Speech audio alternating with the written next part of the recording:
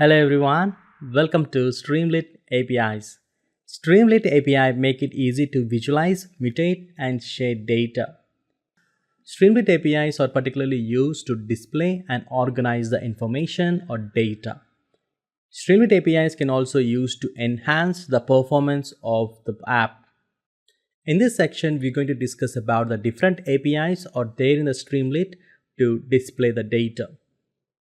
The first and foremost thing is we will display almost anything with Streamlit. There are the two ways we can use to display the data almost anything, which is st.write and magic. Let's start with st.write. St stands for Streamlit.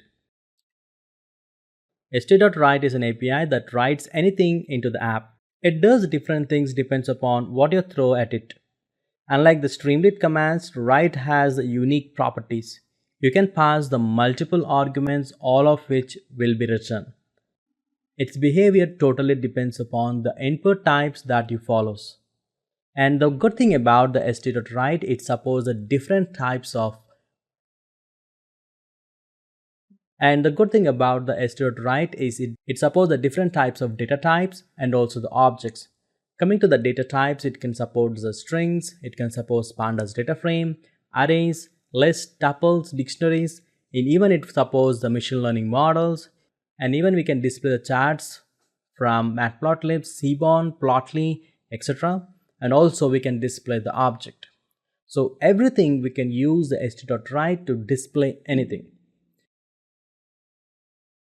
We can use the st.write in a very simple way. What you have to pass is we need to take the st.write and need to pass some arguments. The input could be the integers, as I said, it could be the integers, string, data frames, etc. Now what we're going to do is that let's open our Visual Studio Code and write more commands on st.write. Alright, now we are in the current working directory. In this current working directory, let me create one more folder and name that folder as 2 API reference. What we'll do take this 2 and API.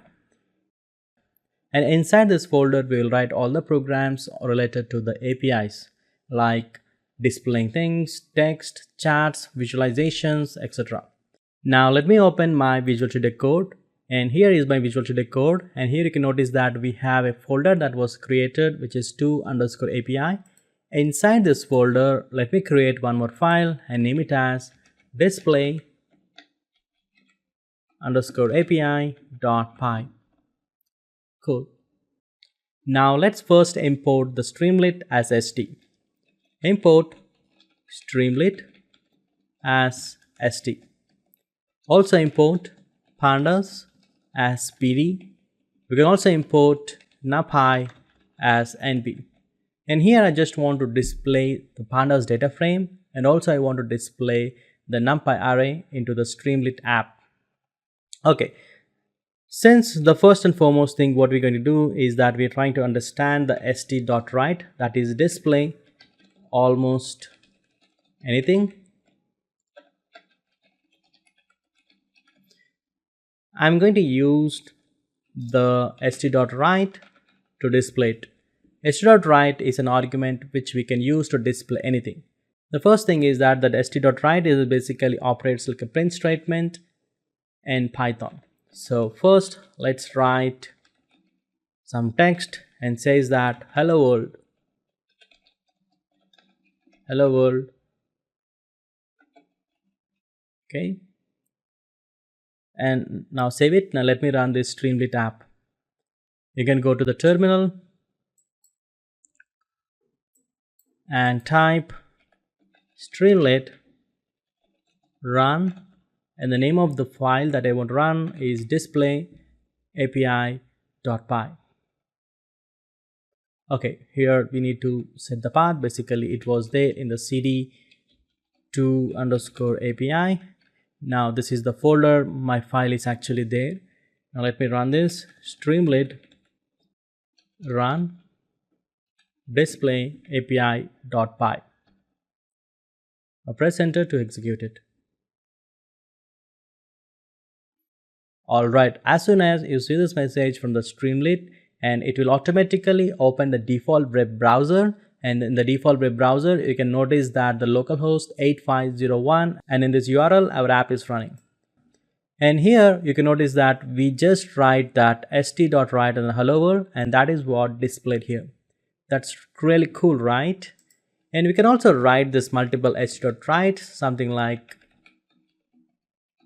welcome to Streamlit app APIs. Okay, now as soon as if you save this, and let me go back my browser again.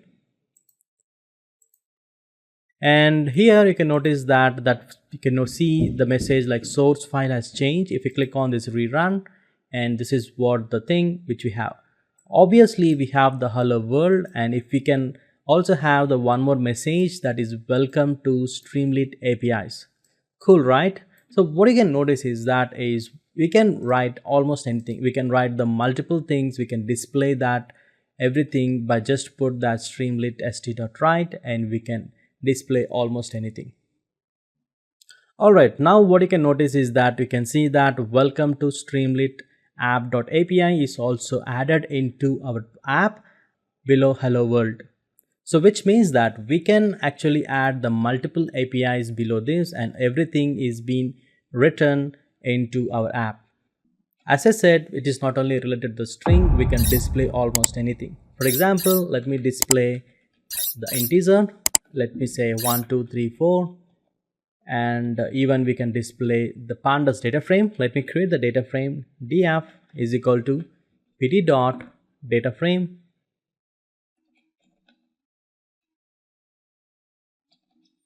and the data that I'm going to create here is something like, let me create some dictionary, and this is my first column, which is my key, and the values are, let's say 1, 2, 3, 4, and similarly let me create one more column. This is my second column. Okay, and the list of values is going to be my 10, 20, 30, 40, and so on.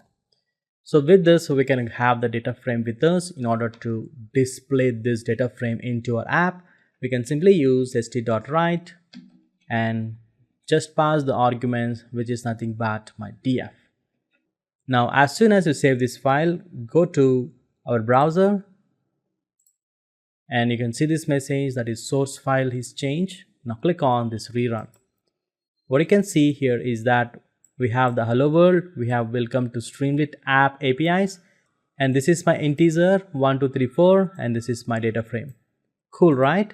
And everything is displayed in sequence. As I said, we can display anything. It's not only related to the data frame, even we can also display the numpy array. Let me display that. So display numpy array.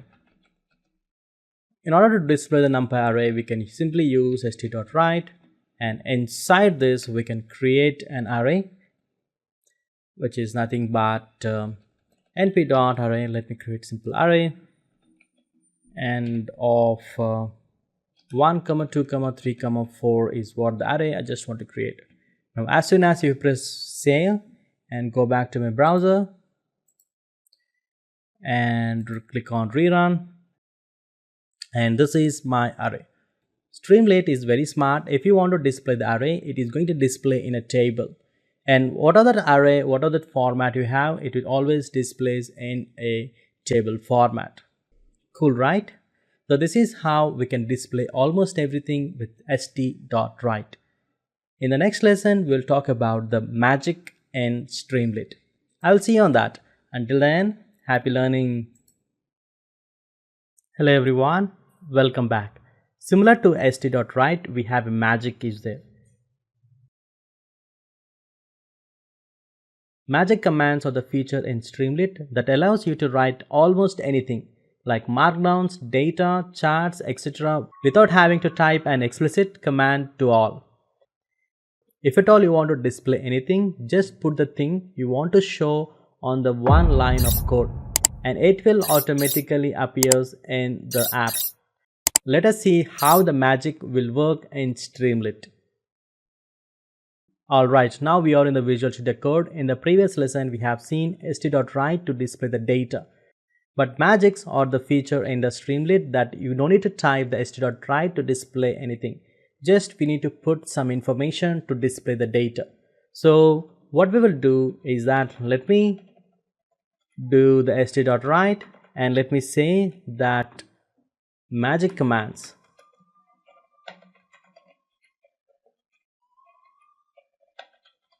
Means whatever I'm displaying here are completely the magic. So what I will do is that let me create one more data frame. df1 is pt dot data frame, and the column name for this data frame is column 1, and the data that I want to insert here is 1, 2, 3, 4. So that's what the data I'm having here. And in order to display this df1, we can use the st.write and pass the df1. But magic is very simple thing, is just simply type the df1, and if you press save, it will automatically display this df1. That's what the magic is here. Okay, let's save this and go back to my browser and rerun our app. The four things are basically which are displayed using the st.write, and this one is displayed using the magic. Nothing. Basically you can see here is that I just created some variable df1, and in order to display this df1, and I use this magic to display it. We can display almost anything. For example, let me create some variable, it is x, and let me define it is as 10. And if at all you want to print this, or if at all you want to display this, let's type x here and go back to my browser and rerun the application, and you can see that we have the 10. It almost works like st.write.